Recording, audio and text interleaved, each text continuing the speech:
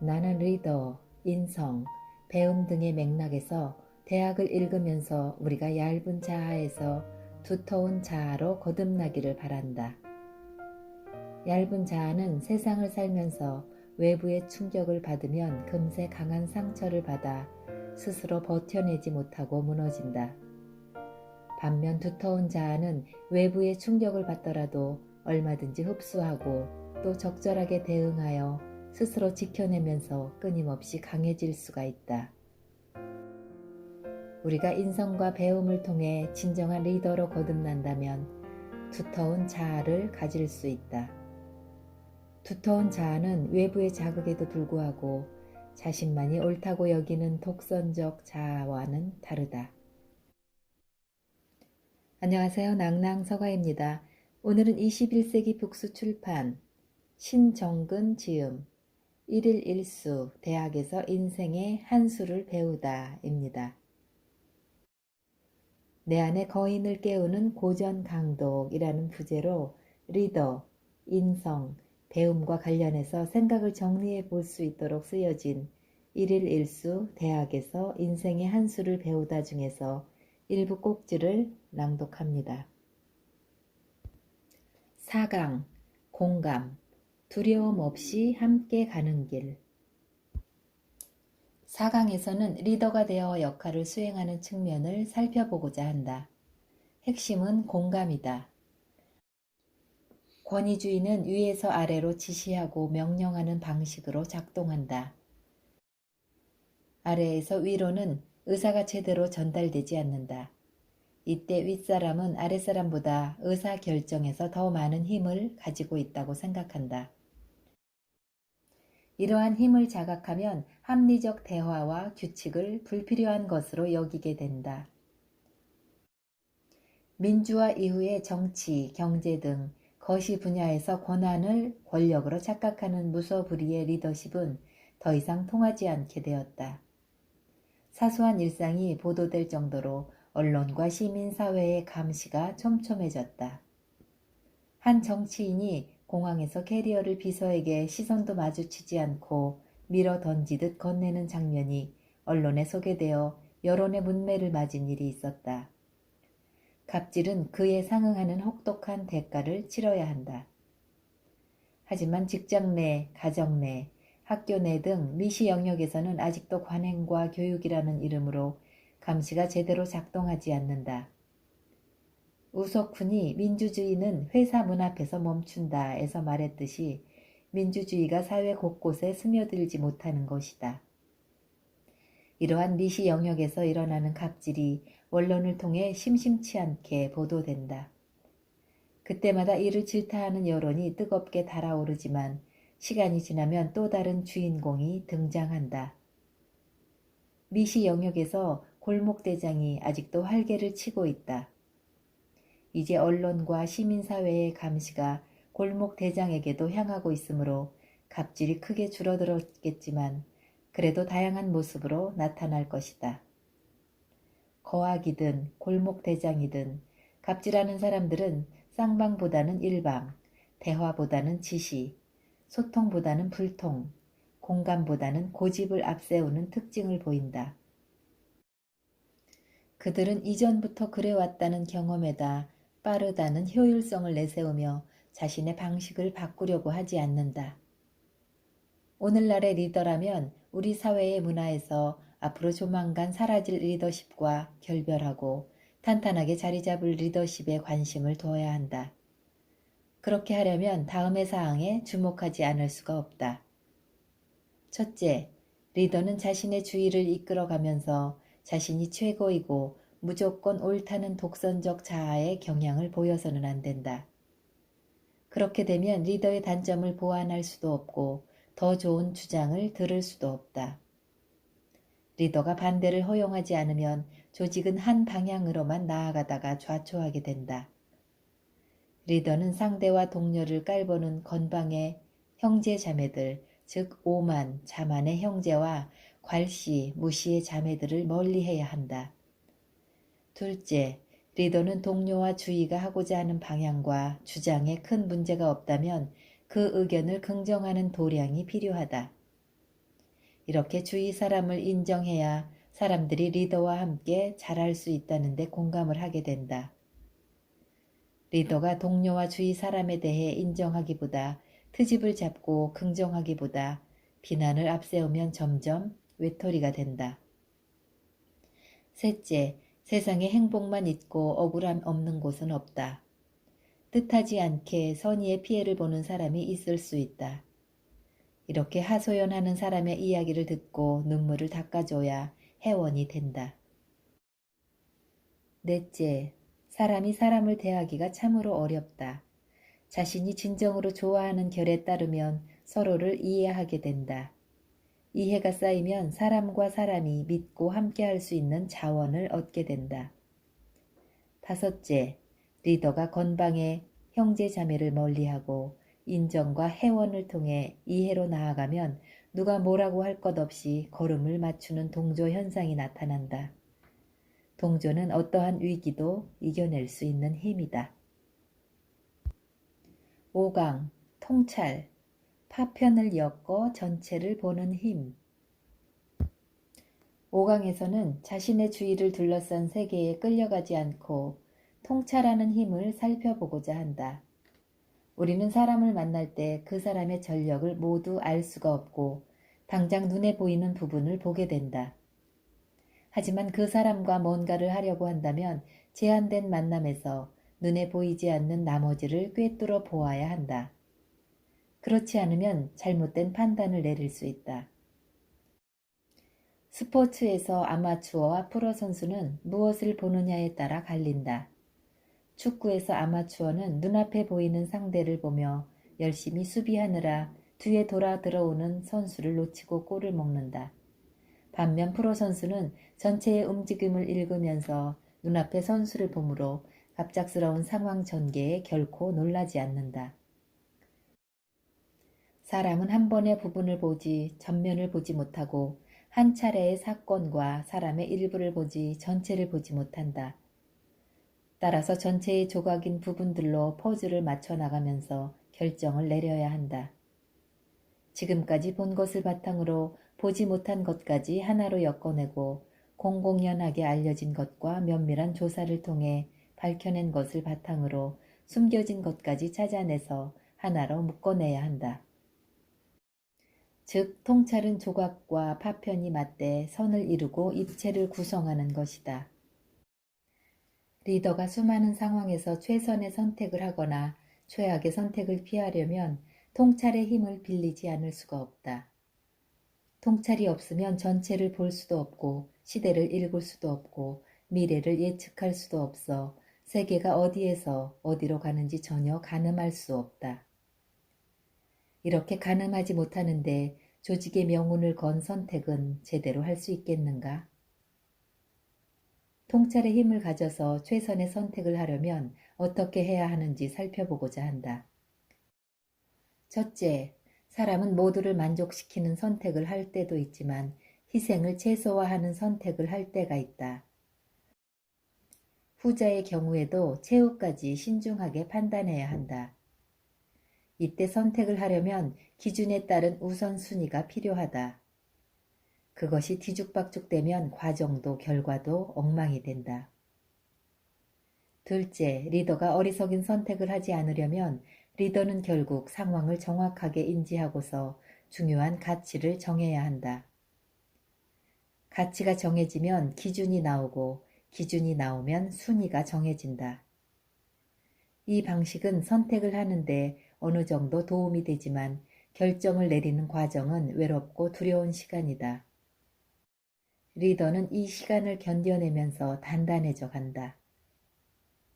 셋째, 리더가 되는 길과 방법은 다양하지만 리더는 자신만의 특색을 갖춰야 한다. 리더가 외롭고 두려움을 견디며 결정을 내리다 보면 사람마다 하나의 경향이 생긴다. 이를 평소에 의식했을 수도 있고 그렇지 못할 경우도 있다. 그 경향이 바로 리더를 리더이게끔 하는 정체성이라고 할 수 있다.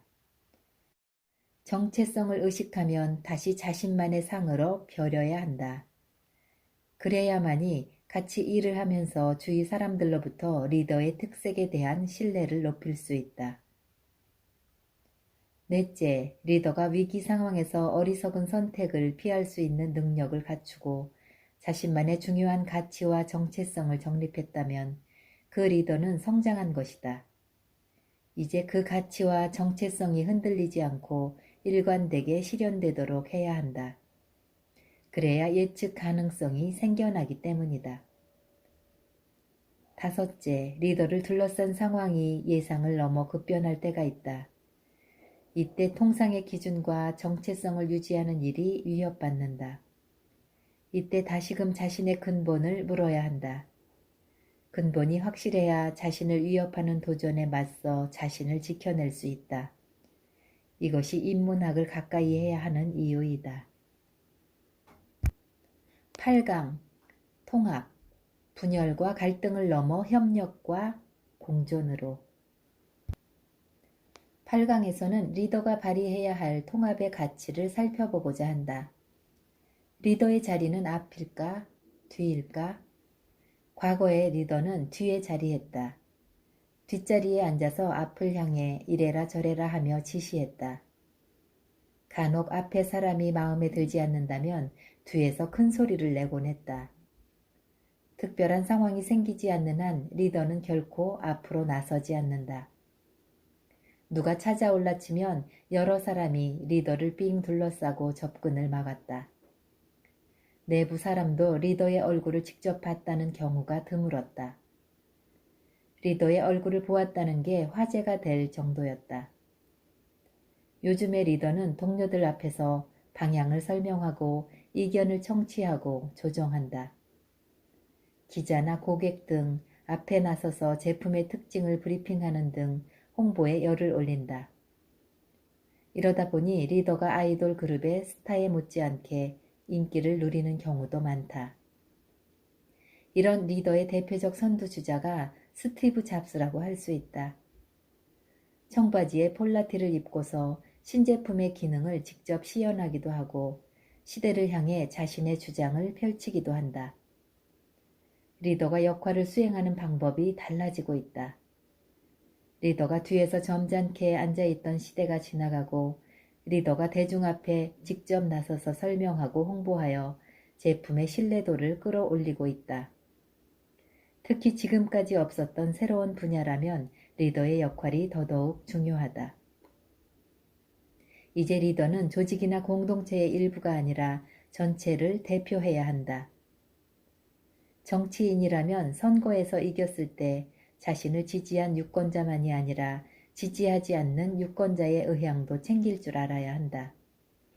선거로 진영이 나뉘어 격렬하게 경쟁했다고 하더라도 선거가 끝나면 모두 함께 가야 할 사람이기 때문이다. 이러한 당연한 요구에도 불구하고 리더는 전체보다 부분을 보고 소통하는 경우가 적지 않다. 통합보다 분열의 리더십을 발휘하는 것이다. 나는 이를 골목대장놀이라고 부른다. 골목대장에게는 크게 따지는 사람도 없고 흥분해서 대드는 사람도 없다. 이러니 여기저기에서 분열을 조장하는 골목대장 놀이를 하기는 의외로 쉽다. 반면 통합의 리더는 온갖 반대와 격렬한 항의를 만나며 사소한 잘못도 다 알려져서 언론이며 시민단체에서 시정을 요구받는다. 골목대장은 영향력이 다한 옛 리더처럼 숨어서 큰 소리를 친다. 대학에서는 광장에서 만나는 통합의 리더십을 어떻게 말하고 있는지 살펴보기로 하자. 첫째, 리더는 앞서 나서는 만큼 주시하는 눈과 귀가 많다는 것을 인지해야 한다. 정제되지 않고 하고 싶은 말을 그대로 했다가는 오너 리스크의 주인공이 된다. 앞에 서는 자리는 영광도 누리지만 감시를 피할 수 없다. 둘째, 리더는 조직과 공동체를 대표하는 자리에 있으므로 자연히 세상의 곽강을 받게 된다. 이러한 관심에 도취하면 세상이 나를 따라온다는 착각을 하게 된다. 착각은 추락을 부르는 지름길이다. 셋째, 리더는 자신을 지지하든 지지하지 않든 하나로 통합하여 내부를 화목한 상태로 이끌어 가야 한다. 이 화목은 긍정의 에너지로 발전을 이루는 동력이 된다. 넷째, 리더는 자신과 같은 것만이 아니라 다른 것도 포용할 줄 알아야 한다. 다름에서의 나의 장단점을 비춰볼 수 있다. 같음에 둘러싸이는 순간 행복은 짧아지고 그 행복이 불행으로 바뀌게 된다. 다섯째, 리더는 성과로 늘어나는 지표보다 사람을 아껴야 한다. 사람은 리더와 함께 보이지 않는 미래를 열어가는 보물이다. 지표에 눈이 어두워지면 사람이 하나둘씩 떠나게 된다. 구강, 평정. 마음이 바르면 몸으로 드러난다. 구강에서는 감정, 사고, 의지 등 정신활동에서 평정을 유지하는 것에 의의를 살펴보고자 한다. 사람이 두 발로 서면 저절로 좌우 균형을 잡기 때문에 웬만해서는 기우뚱하지도 넘어지지도 않는다. 하지만 한 발을 드는 순간 서 있던 자리를 지키지 못하고 이리저리 뒤뚱거린다. 중심을 잡지 못해서 끊임없이 흔들리기 때문이다. 눈을 감으면 더더욱 제자리에 서 있기가 힘들다. 몸만 그런 것이 아니다. 정신도 그렇다. 사고가 극단으로 치달으면 누가 뭐라고 해도 귀담아 듣지 않는다.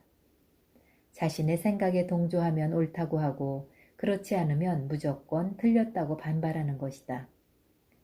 생각이 같은 진영에 있을 때는 아무런 문제가 생기지 않고 편안하게 느낄 수 있다.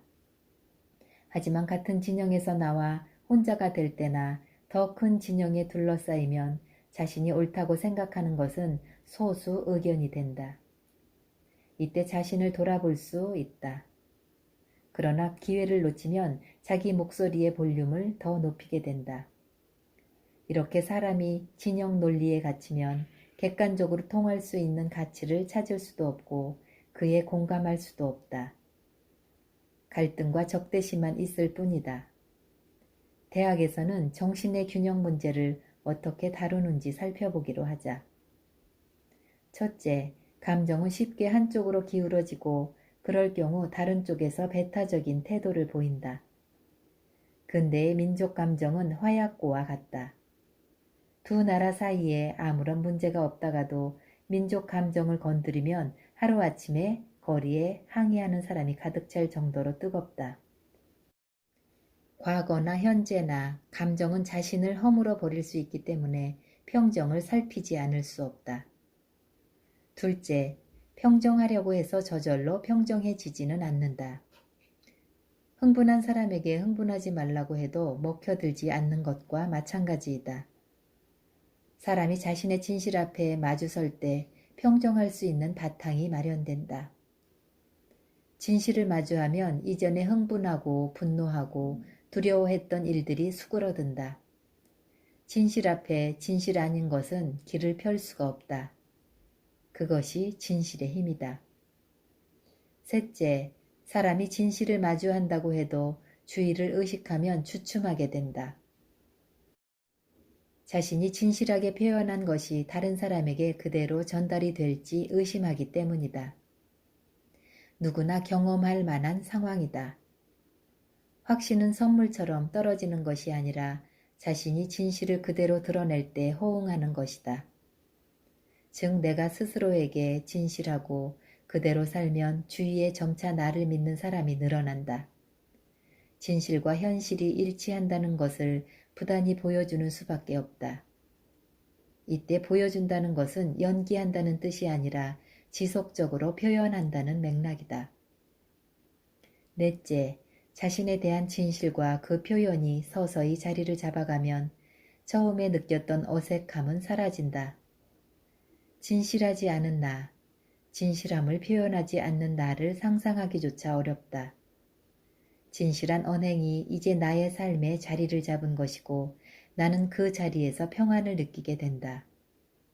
이 평안은 자신뿐 아니라 자신을 둘러싼 사람들도 함께 느끼게 된다. 다섯째, 평정이 유지되면 다른 요인에 의해 흔들리지 않는다. 이때 진실성이 자연스럽게 관철된다. 하지만 때로는 싸워야 할 때도 있다. 나의 진실을 허위로 보거나 허위를 나에게 진실로 주장하는 경우가 있기 때문이다. 아닌 것에 대해서는 추호의 타협도 없이 엄격함을 잃지 말아야 한다. 10강 공정 치우치지 않으며 동등하고 편안하게 10강에서는 리더가 한 세계를 퇴보가 아니라 발전으로 이끌어 가려면 공정의 리더십을 발휘해야 한다는 점을 살펴보려고 한다. 과거 권위주의의 문화에서는 모든 정보가 의사결정권자 한 곳으로 집중되었다. 나머지 사람은 그 정보에 접근할 수도 없고 결정 과정에도 쉽게 참여할 수가 없었다. 결정은 공표만 될 뿐이지 어떤 과정과 절차로 이루어졌는지 베일에 쌓여 있었다. 기록이 있는지조차 알 수 없었다. 이러한 의사결정은 왕조 시대의 결정 구조보다도 후퇴한 측면이 있다. 왕조라고 하지만 왕은 전제적 지도자와 거리가 멀었다. 왕은 조정 대신과 함께 국정을 의논하고 또 그들에게 견제받았으며 그 과정은 모두 기록으로 남겨졌다. 이를 통해 최선의 의사결정이 이루어졌다. 물론 왕조 시대의 의사결정 구조가 현실적으로 꼭 이렇게 작동했느냐고 하면 의문의 여지가 있을 수 있지만 기본적으로는 그랬다. 근래에는 정부와 기업만이 아니라 웬만한 단체는 모두 정보를 공개한다. 정부의 기록은 당장 공개가 어렵다 해도 일정 유예 기간 뒤에 공개하도록 되어 있다. 기업도 이 사회를 통해 결정하고 그 과정을 기록으로 남기도록 되어 있다. 따라서 지금 당장 또는 얼마 뒤에 의사결정이 절차적 합리성을 따랐는지 아니면 특정 정실에 의해 이루어졌는지 어느 정도 검증이 가능해졌다. 이런 맥락에서 공정이 사회적으로 주목을 받는 화두로 등장하게 되었다. 공정은 어디에도 치우치지 않고 누구에게도 기울어지지 않는 동등한 기회와 접근을 보장하는 가치이다. 리더가 아는 사람이라고 해서 유력가의 추천을 받았다고 해서 학연과 지연에 얽매여 결정을 내린다면 이는 처음부터 어떤 사람에게는 불리하고 어떤 사람에게는 유리한 게임이 될 수밖에 없다. 그러면 공정하리라고 믿고 오랜 시간을 들여서 준비한 사람들은 엄청난 실망, 배신감, 허물을 느끼게 된다. 대학에서 공정의 가치를 세우기 위해 무엇을 강조하는지 살펴보자. 첫째, 리더가 공정을 위해 가장 피해야 할 사항이 바로 편애이다. 편애는 이미 한쪽으로 기울어진 의사결정이다. 편애는 주위에서 무슨 말을 하더라도 듣지도 않을 정도로 강한 부정적 힘을 가지고 있다. 편애는 장점만 보고 단점에는 눈을 감는다는 점에서 경계해야 할 항목이다. 둘째, 리더는 자신을 둘러싼 환경과 생태계가 끊임없이 바뀌기 때문에 늘 탐구하는 자세를 가져야 한다. 누구보다도 먼저 변화의 흐름을 읽고 그 흐름에 대응하는 방안을 짜는 노력을 해야 한다. 혼자 다 하지 못하므로 함께하는 기구와 조직을 만들어야 한다. 셋째, 의사결정은 신속, 정확도 중요하지만 숙고의 시간만큼 중요한 것도 없다. 숙고는 실행 이후에 생겨날 문제를 미리 찾아내는 고도의 집중력을 말한다. 이 집중의 시간은 괴롭고 외로울 수 있지만 장단점을 촘촘하고 세밀하게 걸러내는 여과의 시간이기도 하다. 넷째, 리더는 의사결정과 운영 단계의 모든 정신활동에서 균형을 유지해야 한다. 균형 감각은 모든 것을 알지 못하는 현실에서 아는 모든 것을 같은 지평에 놓고 바라볼 수 있는 힘을 길러준다. 균형 감각을 잃는 것은 한쪽으로 기울어진 운동장에 서 있는 것과 같다. 다섯째, 사람은 누구도 모든 것을 알 수는 없다. 다만 사람과 사람, 사람과 사물, 사람과 세계 사이에 연결된 고리를 찾으면 전체를 만날 수 있다. 그 고리는 보이지 않는 세계까지 보게 만들어준다.